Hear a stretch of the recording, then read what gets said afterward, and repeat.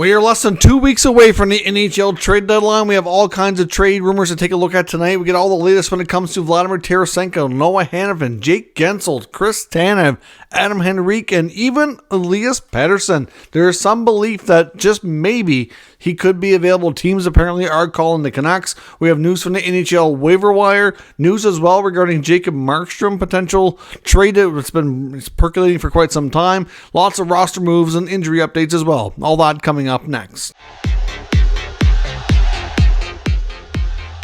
So welcome back to another video here at Top Shelf Hockey. As I mentioned, we have lots to cover here tonight. All kinds of trade talk from the weekend updates here on Saturday headlines, and NHL Network had a bunch of mock trades I want to take a look at as well. But first, we get news from the waiver wire.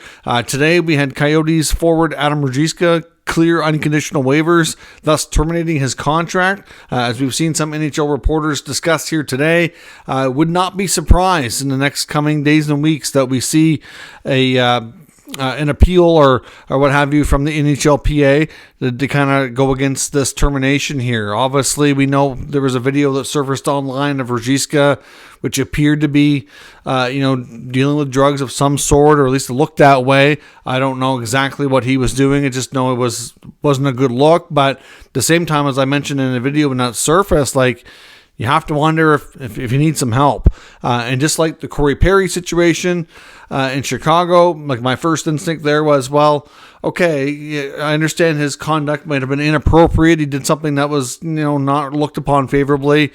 But instead of being fired or terminated, should they not be allowed to go through the program that's in place from the NHL and the NHLPA to get the necessary help? There is such thing as, rehabilitation and dealing with mental health issues and different, substance abuse issues as well. We've seen many players. It seems like if they come to terms on their own and ask for help before anything happens, they seem to get it. But, it just doesn't seem entirely justified. And that the NHLPA is going to be concerned about a precedent-setting situation. Surprisingly, even though the NHL was expecting an appeal on the Corey Perry contract termination from the PA, apparently that is yet to be filed. I know they even gave an extension. Gary Bettman and Bill Daly talked about this at the All-Star game even, and they said that they were expecting something to be coming through from the union anytime, and it hasn't as of yet. So I'm not sure where things stand with Perry, but the same thing could happen here with Ruzicka. So don't be surprised if they end up trying to fight that termination against the Coyotes. New on NHL waivers today, the Colorado Avalanche have placed forward Fredrik Olofsson on waivers to be demoted to the American Hockey League should he clear. We'll find out at 2 o'clock Eastern Time tomorrow. A variety of injury updates and a few other milestones around the NHL. The Ottawa Senators tonight are missing Artem Zub. Apparently he's been banged up since the game against the Leafs a couple weeks ago. He's been dealing with a lower body injury that he's been playing through, but must have re-aggravated something and couldn't go tonight. So Travis Hamonic's in. Hamonic's been a healthy scratch for the past 4 games. The New York Islanders are without defenseman Scott Mayfield. He's listed as day-to-day. The Panthers should be able to get, I believe Forsling was back today, but Matthew Tkachuk was not. But he's not expected to be out too long. Should return this week, most likely on Tuesday. The Philadelphia Flyers today are without Travis Konechny as well. He's also listed as day-to-day dealing with an injury. Logan Stankoven has been recalled to the Dallas Stars, and this time he's actually going to get to stick around and make his NHL debut. Last time he was called up, he was sent back within 7-8 hours and didn't get to play, but he is in the lineup this evening. Defenseman Derek Pouliot has also been recalled. Stankoven's up to replace an injured Tyler Seguin. And the Los Angeles Kings are without defenseman Mikey Anderson. He's listed as week-to-week and is going to miss the upcoming Western Canadian trip. We also seen Alexander Ovechkin tonight hit a milestone, 1,400 games for Ovi as of tonight. So that's a big milestone, and congrats to him. We saw a very spirited fight earlier between the New York Rangers and Philadelphia Flyers.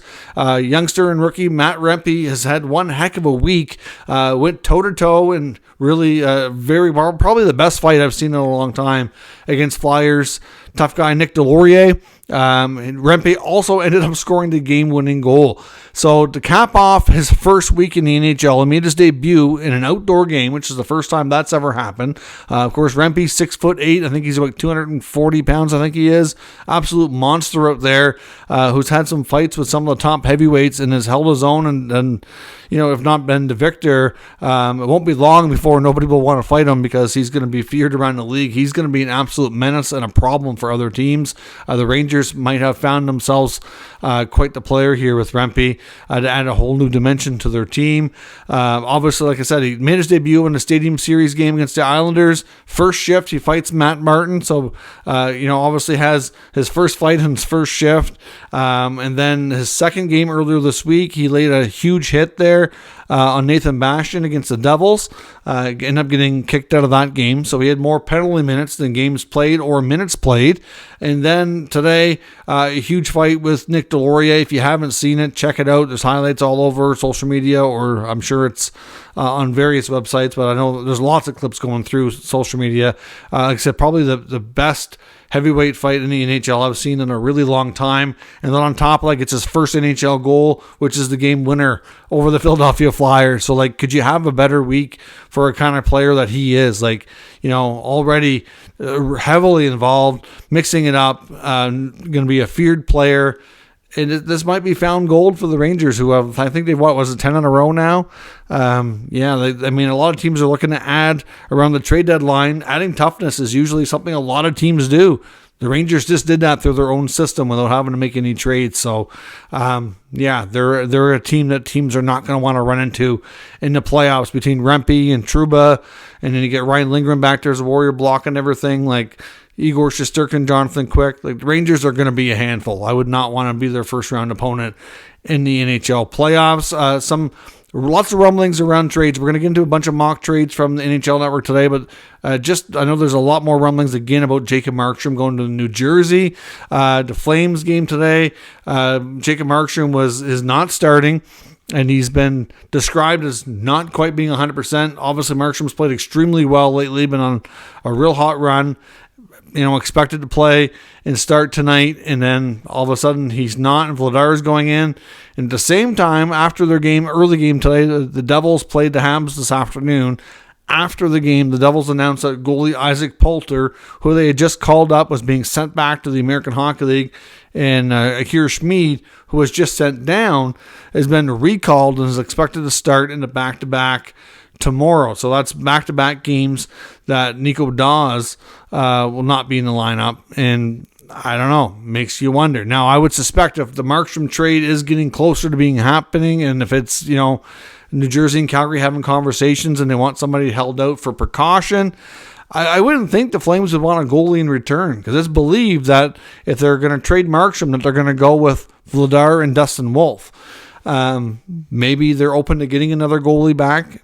Perhaps, I'm not sure, and it just doesn't seem likely. All the Calgary media would expect them not to, but just some interesting moves between the pipes between the two teams. Got people talking again, wondering if that deal's getting closer, and if we might see it pulled off here sometime over the weekend.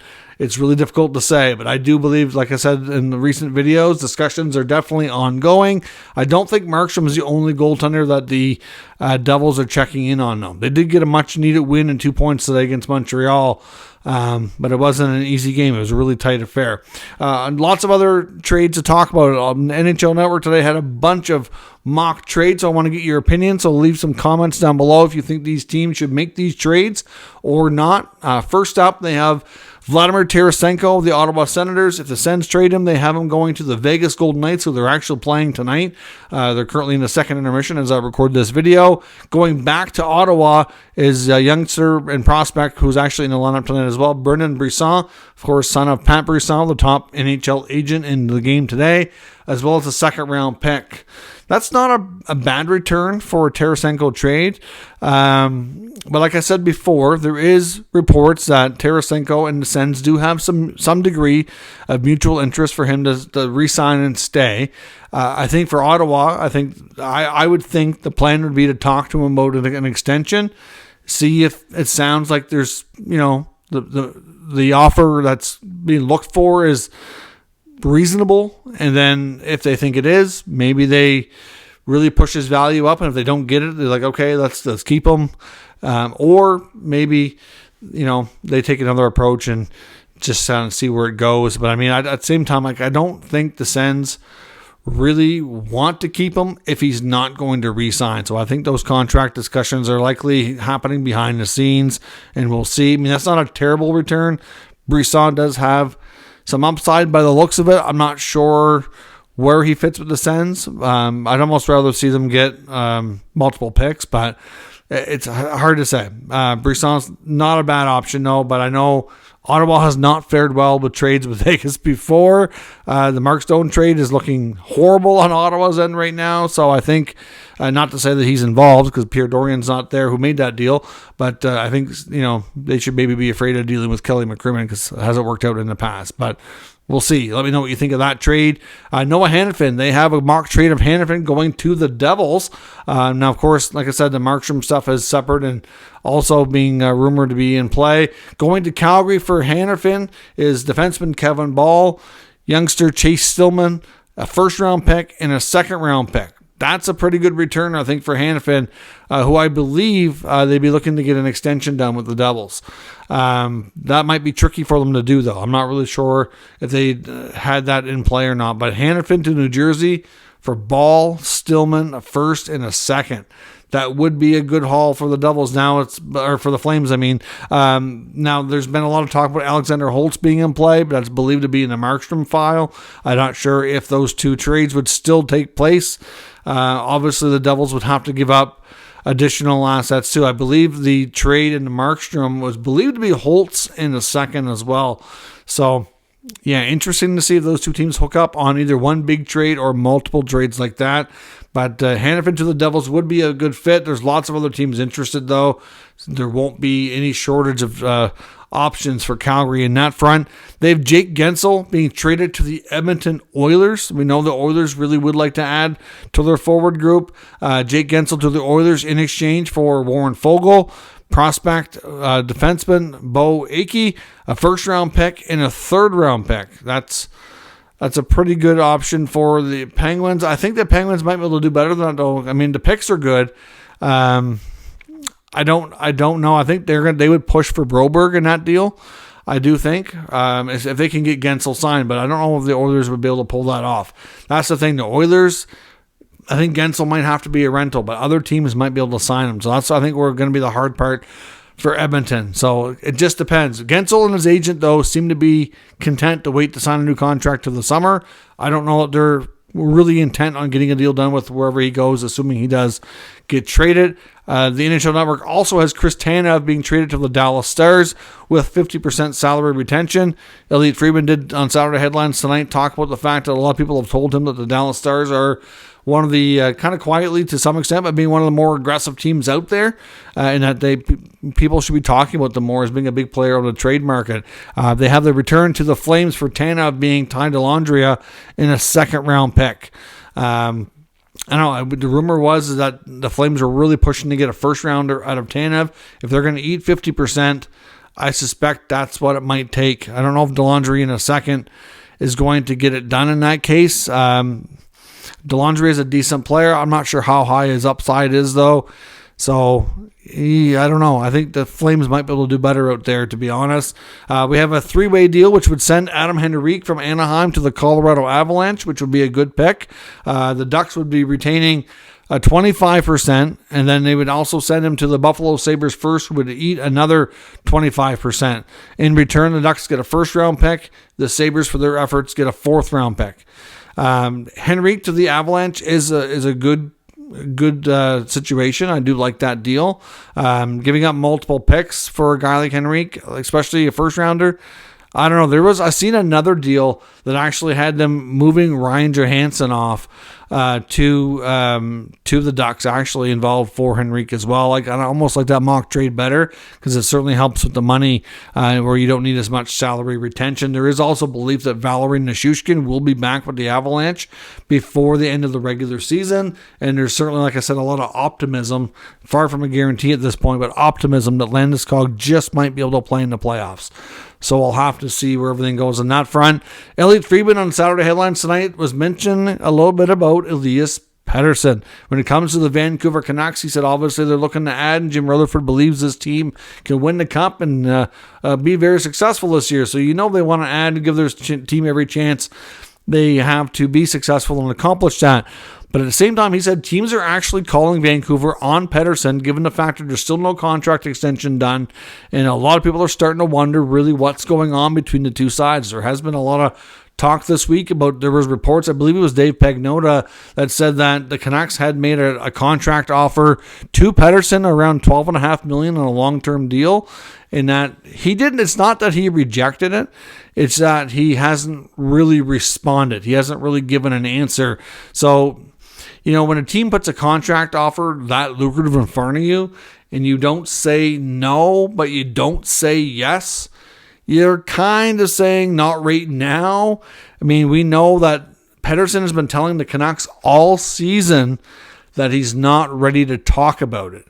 And I think for the most part, Canuck fans and Canuck management have been pretty patient with that. The Canucks are having a really good season.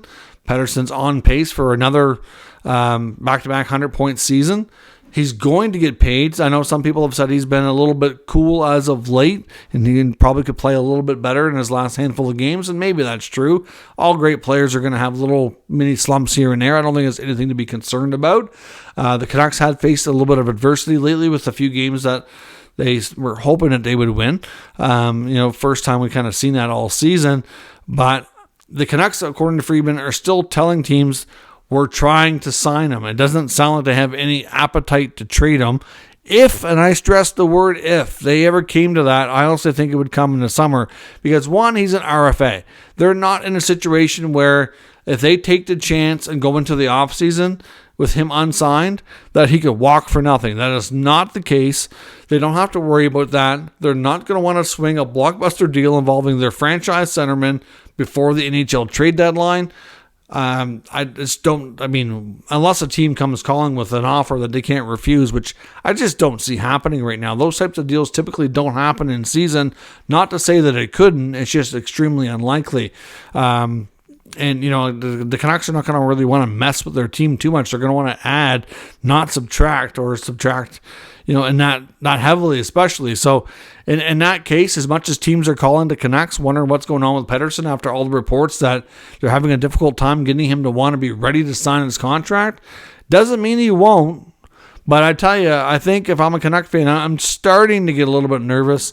I know, just looking at the Flames, what they dealt with Tkachuk and Gaudreau, and just because he's an RFA doesn't mean he can't force his way out of there. I don't honestly know why he would want to.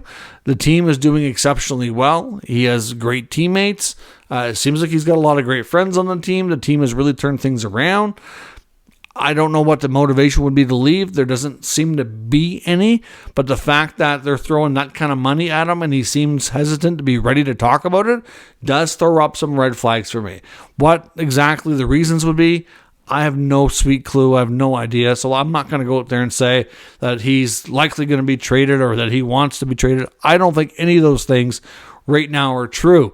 I just know, based on what Friedman's saying, that teams are calling, a lot of people are speculating, a lot of people are wondering, and the longer it goes without a contract in place, it's going to create more chatter, which is probably going to upset more people in the Canucks. It's probably going to upset Pettersson more. But until you're ready to talk about it, like him, that's how we can make it all go away, is either tell them I don't want to sign or sign and get it done. I mean, I think if they're offering $12.5 million, I think that's pretty fair money. I don't see, unless they could be having issues when it comes to term as well. Because I know Freeman had mentioned before that Pettersson is a guy that might think a lot like Austin Matthews and might not want that 8-year deal. He might want that 4 to 5 year deal now, and then maybe take an 8-year deal next time to get him into his later 30s or something like that. So it could be a difference on term. Maybe the Canucks only want the long term. Maybe he wants a shorter term, and maybe they're not coming through with an offer that he wants in that regard. I don't know, but a lot of teams are starting to watch the situation closely and ask questions. I don't think that's cause for concern if you're a Canucks fan just yet. But if we get to the summer, the longer it drags on, of course, the more there is likely going to be concern. But we're a ways from that just yet, so don't panic. And let's get to the trade deadline. I can't see Pettersson getting moved, but as we say, crazier things have happened. Let me know your thoughts on all of today's news and rumors down in the comment section. We'll discuss further. If you're new to the channel, of course, make sure you subscribe and stick around. We'll keep you up to date with the latest news, rumors, and analysis of all 32 NHL teams. Thanks for watching, and I'll catch you next time.